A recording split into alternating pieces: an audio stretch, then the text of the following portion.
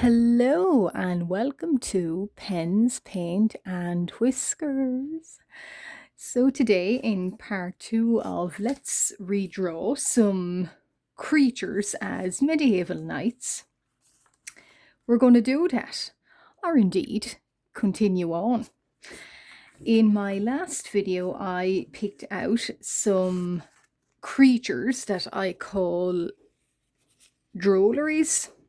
Marginalia, well, I call them that. They are called that. And I've saved these up from archive images I find online, Pinterest, anything like that. So I save them up and I print them and I put them in a big jar, and whenever I feel like doing something, I want to do art, I'm just not sure what, I pick one of these guys and I do my own reinterpretations of them. And also in my last video, I picked some color palettes. So I find these color palettes again on some of those color picker websites, sometimes Pinterest. I find them and I print them out. And again, when I can't think of what colors I want, I'll pick them at random. So we are creating, so basically a reimagining of these creatures with these colors. If you weren't watching part 1, you might not know what it is. My kind of projects is my medieval redraws. I do them not as much as I would like to do them. But this year going forward, I'd like to do a lot more of them. So this is indeed what I have drawn now. This fella here is not part of it. So this is Ignitus, and I'll show him off on this page. So he's a fire mage. He's one of my own creations. And yes, indeed, that's where he probably started the knight kick for me. That's kept on going. So I decided I wanted to draw him again. I'm going to add the flames maybe in a later video, I'm not sure. So he's going to get his flames, but there he is. So I knew what colors I wanted for him, but the other creatures, I sort of liked the angular look, sort of the parting the page diagonally with these arches. I thought that might be quite visually interesting. I think it is. So I've added in these 3 creatures. That was where I needed those prompts. And on this page, I've kind of put them all in an arch. So they're sketched in, ready to go in an arch each, and then just a little kind of like a crest with their swords. And as you can probably see, I started this page with a gouache underpainting. So I did a light gouache wash, that actually rhymes, a little bit like watercolor in very light rosy pink, because knowing that this was going to be mostly grey, I didn't want it to be too cool. Sometimes grey can be, so I did the rosy kind of rosy color first, and then this is acrylic. This is a grey acrylic on afterwards, and the rest is mostly acrylic, but some alcohol markers too. Speaking of, I have indeed brought along some alcohol markers that I am going to try. And finding a reasonable resting place for my coffee. So this creature, who's who? Yeah, so I did swap them around. So this creature here is going to be, it's this fella here and the pink. So it's up to me really to decide what colors I might, it's up to me to decide really what colors that the skin, the clothing, the hair will be done in. So I went with the idea that he himself, I like the idea that he himself is quite pink, and the cloak and everything is going to be blue. And of course he has a sword there. They all have different weapons, so crossbow and whip. But this guy here is sword, and he does have a tail, so I'm going to hint it in. And his skin is an odd color of pink. I know, but if you're a long-time viewer of my channel, that's quite normal. That's quite the average here. So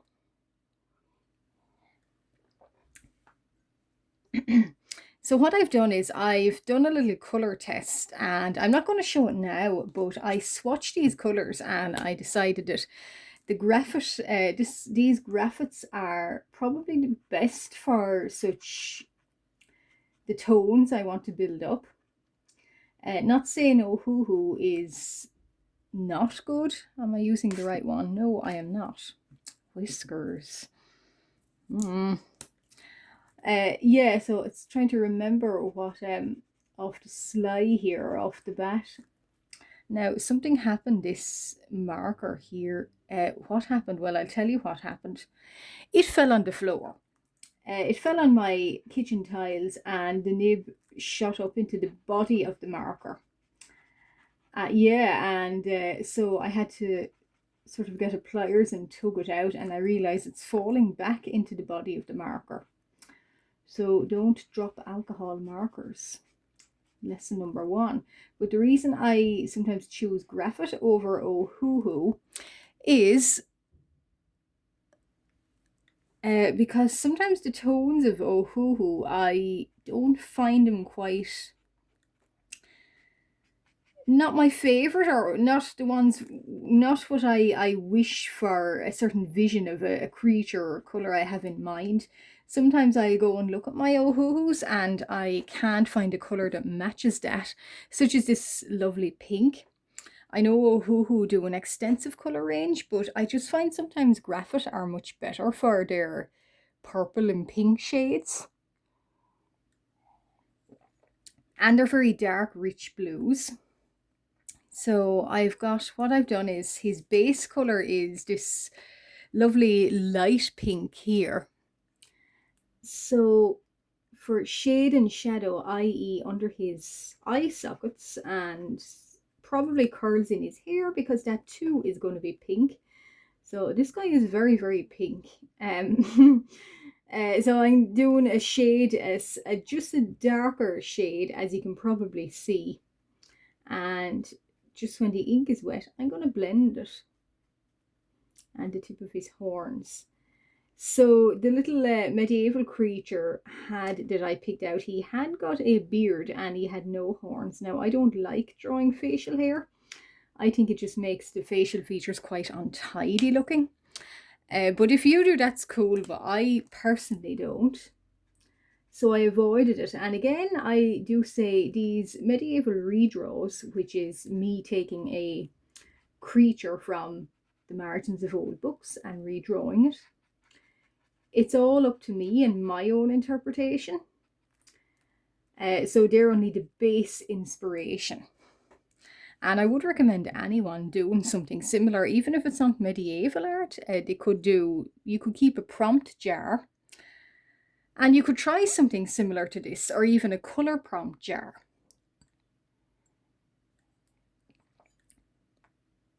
So, and also prior to coming back and filming, I hinted in their colors reflected in the stained glass underneath. So this is Ignitus's colors. The rest of them don't have names, but this matches this. So it's sort of a hint also for me. Those were actually my color swatches. So for the first time, I did them on the paper. I just noted down the colors and I did them on the paper. So just chancing that they would look okay. And they do. I'm really happy with them. So yeah, so that's what I did. And yeah, it was taking a risk, I will say, but I'm not above not taking risks. So I was thinking his cloak might be nice blue, but not the same blue as Ignitus's skin. So light blue and dark blue, and then the lime green. There is a lime green in his little color swatch here. I'm thinking maybe Artex or something, an acrylic, maybe a stripe or two, or little green leaves might be kind of cool. So yeah, I just have to decide now, looking at him, what colors maybe might be best. Light blue cloak or dark blue cloak. Or what I was doing as well is I was looking on in archives and even on Pinterest, the likes of the Knights Templars. and what they would wear for their, certainly for their armor, because I cannot draw armor without looking at armor. And it's slightly different with all of them, but it's that sort of armor, and the clothing is basically based, somewhat loosely based on, yeah, knights, kind of Knights Templar, 10th, 11th, 12th century. Yeah, 12th century more so. And European too. So I was thinking a nice light blue for the outer cloak, or maybe the darker. See, this is what I get confused about the most. I take notes, but sometimes not enough, I will say. Anyway, I'm going to chance his, I'll move you guys down again. I'm going to chance that I promised myself, or I took notes, that his inner cloak would be, or yeah, his light clothing here would be a nice inky blue. And it is probably going to, now I didn't with Ignitus, but I can imagine the back probably would have a symbol too. I was going to give Ignitus here put like a little symbol, like a sun or something on him. A flame, I think, because he is a fire mage, but then drawing a consistent or neat looking flame is a little bit tough sometimes. So I was thinking maybe a sun. I didn't add one in on his clothing, but I imagine this lovely green cloak that he has, maybe the back of it would have it too. But this fella here now might be getting a nice design. I'm not sure what, maybe the same, maybe a sun. With the navy, I do like the idea of a gold sun on it.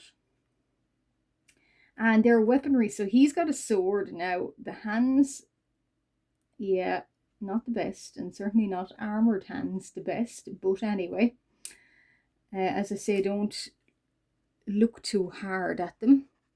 Hopefully other details will take your mind off those hands. But yeah, so he has got a sword, and he's going to be, I wanted him to kind of be standing ready, like not on guard, but ready with the sword, just in case.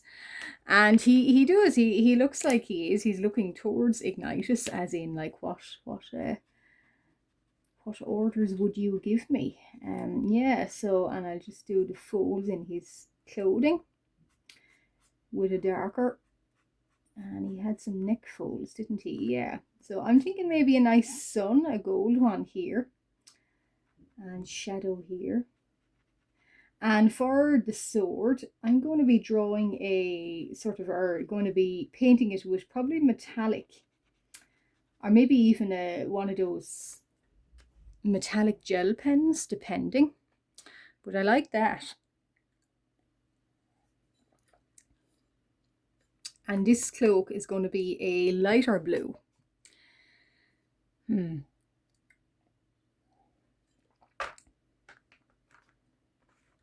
So these two colors, so 7, 1, 20. So what I'm doing is and you can also see I'm covering up that pink underneath quite nicely. But it's still sort of, does it make sense to say it is shining through? Maybe so. Maybe there's a better word for it, I don't know, but shining through is what I would think it's doing. Certainly you can see it more with his light blue cloak, and that will give a nice lovely kind of warmth, because the grey sometimes can be it can make things very cool and cold even, and I don't want this. I want a nice kind of warm grey, or certainly for these creatures here, I want a nice warm grey, and I think I've achieved that. So it's never any harm to use an underpainting like that, or an underpainting technique, even like a light wash, as I have done. Now, so his cloak.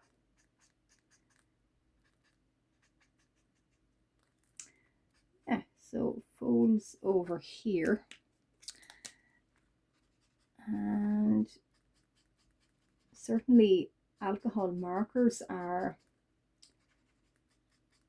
my favorite medium for this, because you're seeing how easy they blend and what they look like when they do blend. And I should say, if you're new to this channel and you've just stumbled upon me, well, first and foremost, welcome. And thank you very much. And consider liking and staying and even commenting. But my channel, most of my art it's fantasy based and all kind of OC based. And occasionally, as I've just mentioned, if I'm struggling on what kind of creatures I like, medieval art is actually my favorite type of art. And when I say medieval art, I mean sort of the odd little creatures that appeared in the corners of old books. Marginalia, or as they are called, drolleries. So I really like those, and I think there's something very funny and humorsome about all of them. And hidden meanings in them, of course, that have been lost to the ages. But I really love those, and what I do is I do something called Olde Redraw. And as I did explain, I'll take a little creature, such as this little creature, and I'll redraw it, remake it, redo it, sort of with my own twist on it. And that's kind of where I got the idea for doing this. I've been doing this for about certainly a year or more. And that's him. So I'm going to go over, I'll find a lime green that can go over this cloak here. And he's got a tail. Now he has got claws. I'm not going to show them in this piece because of course he's standing and we don't see that. So there he is. And what I might do is I might hint in that lovely sun that I was talking about. I might even make his weapons. And I have some gold brought along. And again, you're hearing the rattle of my equipment box. So rattle, you're never, you're always on my channel when I make quite a lot of noise in the background. And I don't have a silver gel pen. I'm going to have to hunt one of those out. But however, we do have gold. So I'm going to do a little kind of catches. So yeah, so that's the catches. And I think it would be really kind of... another sort of theme I choose with my work is celestial.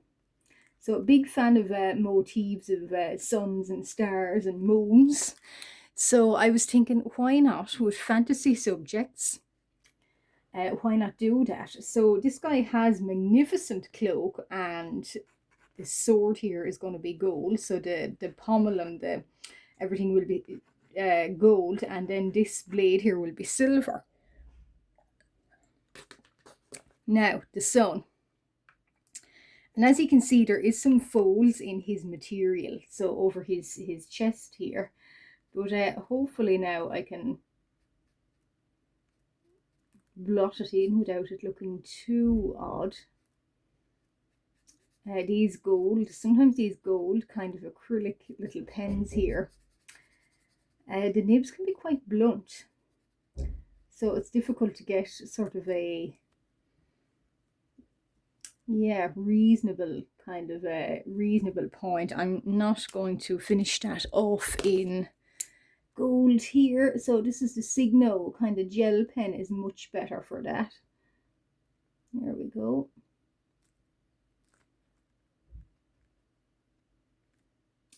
So yeah, because of the clothing folds, it is quite tricky.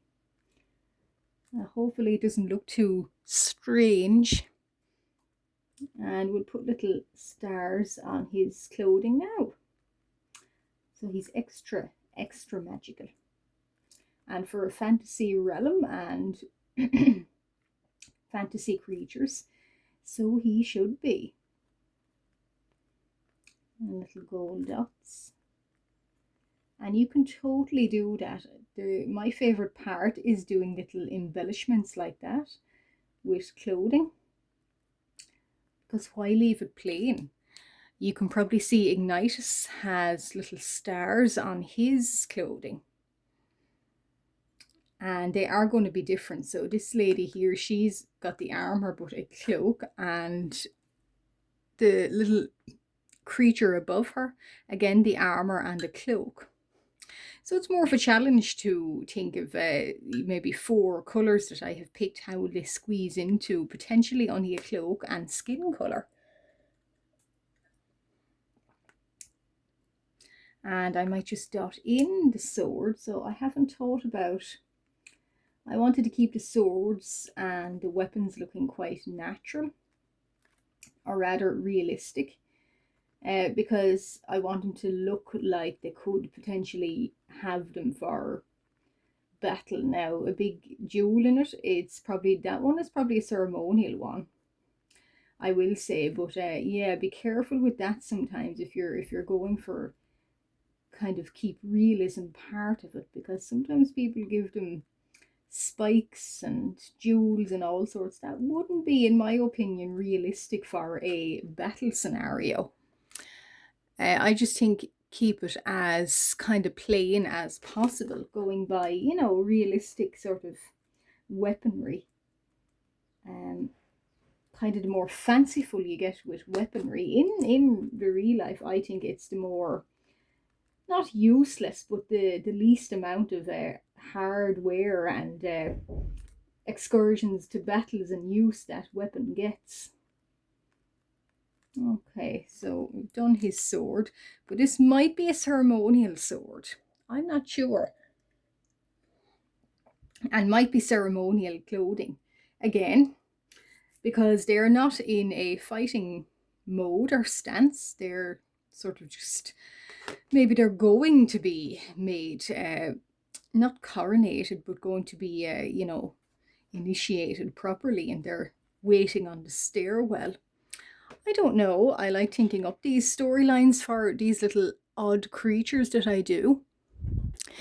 But that's him there. Now I'm going to think about eyes, and then I will go over him with ink. And when you come back, probably for the last and final little bit, you'll see what I do when I ink in a character. So I usually outline in white, and I'll talk a little bit more about them probably. But that is him, and that's actually all of them made. And I might actually start sketching or filling in the next page, so you can see me doing that on camera. But that's my color choices and how I would go about. Right on filming, so right just there and then in the moment, how I would put those colors there. I just quickly decided pink for skin and blue for clothing, and that was it. That was all I did to sort of make it work. And sometimes these sort of surprising kind of colors or surprising creatures or prompts that you pick can really throw you off balance, but it's good to get into practice if you really want to challenge yourself to do something different with your art. These things can throw you when picking them, but even putting them down really quick, not without any thought, but just thinking about them really quickly and throwing them down like I did there, they can really up your game in art and can really get you to think more about such things such as colours or creatures or your imagination. So totally I would recommend doing that, picking some little creatures or colours and trying something new with them.